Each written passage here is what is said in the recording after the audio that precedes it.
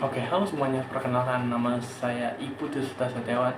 Dan hari ini kita bakal ngebahas sesuatu teknologi yang sangat viral namun meresahkan, yaitu sebelum kita masuk ke pembahasannya, eh, saya ingin bertanya terlebih dahulu, apakah kalian pernah melihat video yang Have I ever told you the story of the magical pistachio?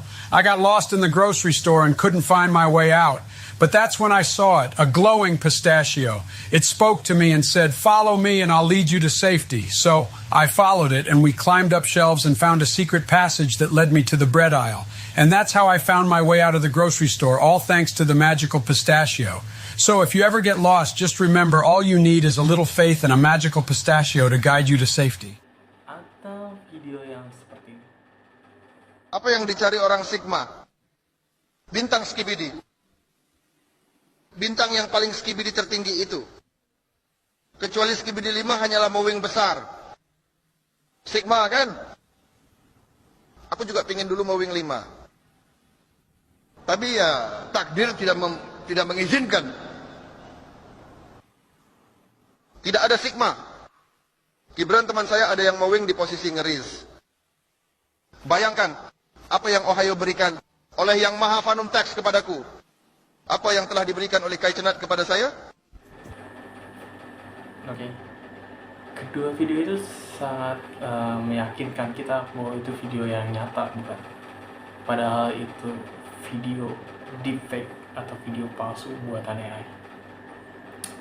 Jadi deepfake merupakan gabungan dari dua kata, yaitu deep learning dan fake.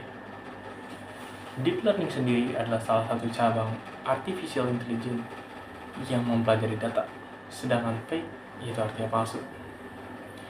Merupakan gabungan dari dua kata, yaitu jadi simpelnya deepfake itu adalah sebuah teknologi AI yang digunakan untuk membuat video, gambar, atau audio yang seolah-olah mirip dengan aslinya, padahal itu palsu. Jadi, bagaimana teknologi ini bekerja? Jadi, teknologi ini menggunakan AI yang khususnya itu machine learning dan neural network untuk menjalankan aksinya. Jadi, gimana cara kerjanya?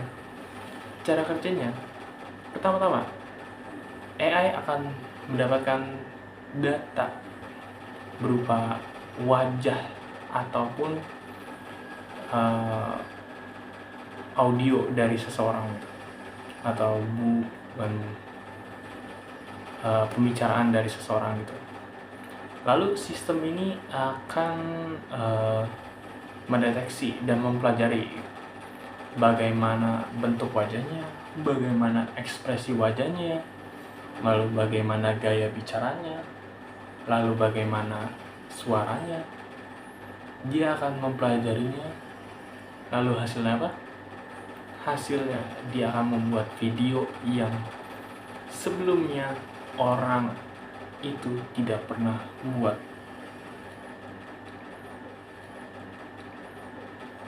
Iya.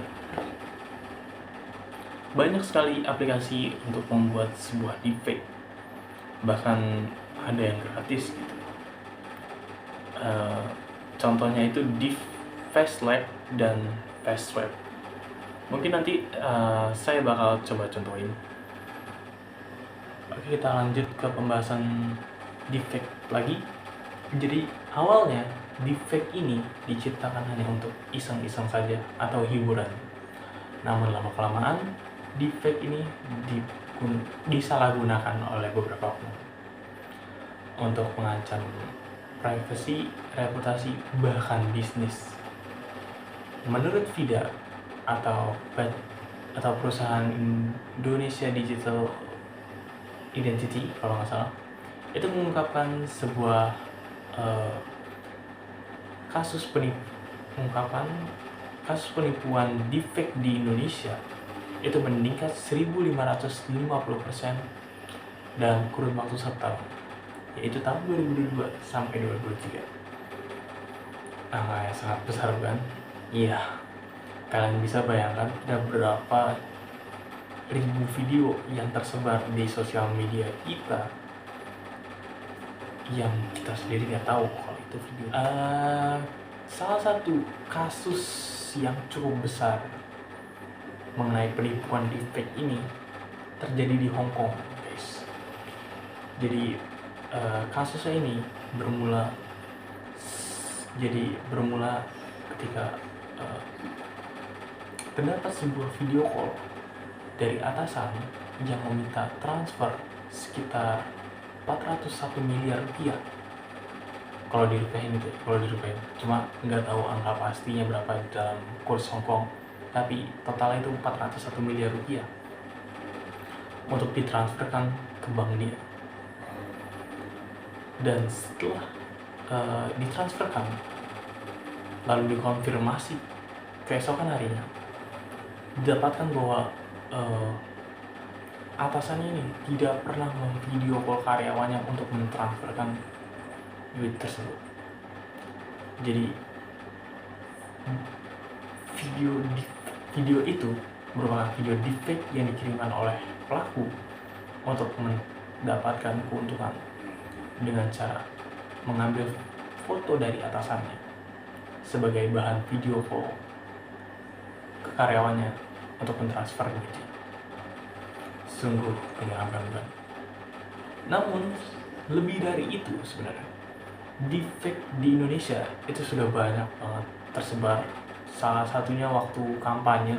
Kalau kalian melihat video di TikTok itu banyak banget video kampanye. Namun jika kalian teliti, tidak semua video itu benar-benar diucapkan oleh orang yang di video itu. Jadi banyak video deepfake yang berkeliaran di sosial media pada saat kampanye, terutama di Indonesia ini, itu yang menggunakan teknologi deepfake. Untuk apa? Untuk menjaga reputasi dari calonnya, ataupun untuk menghancurkan reputasi dari calon musuhnya. Oke? Jadi deepfake ini sangat berbahaya, guys. Jadi penting sekali untuk kita mempelajari atau saling edukasi mengenai deepfake ini. Langkah-langkah yang mungkin kita bisa lakukan ketika kita mendapatkan sebuah video deepfake atau bukan, identifikasi deepfake atau bukan ya maksudnya, itu adalah kita pertama mengecek dari sumber terpercaya. Kita cek dulu video yang ditampilkan di berita ini legit atau enggak. Kalaupun legit juga, kita harus cek kembali gitu. Kita harus searching, kita harus riset dulu. Video ini benar-benar memang video asli atau video hanya untuk menjatuhkan ataupun menaikkan reputasi dari seorang calon ataupun dari kebutuhan yang lainnya gitu. Lalu kita harus yang namanya juga menjaga privasi kita sendiri gitu, supaya kita tidak menjadi korban deepfake selanjutnya. Mungkin itu aja yang bisa saya sampaikan, dan sampai jumpa di video selanjutnya.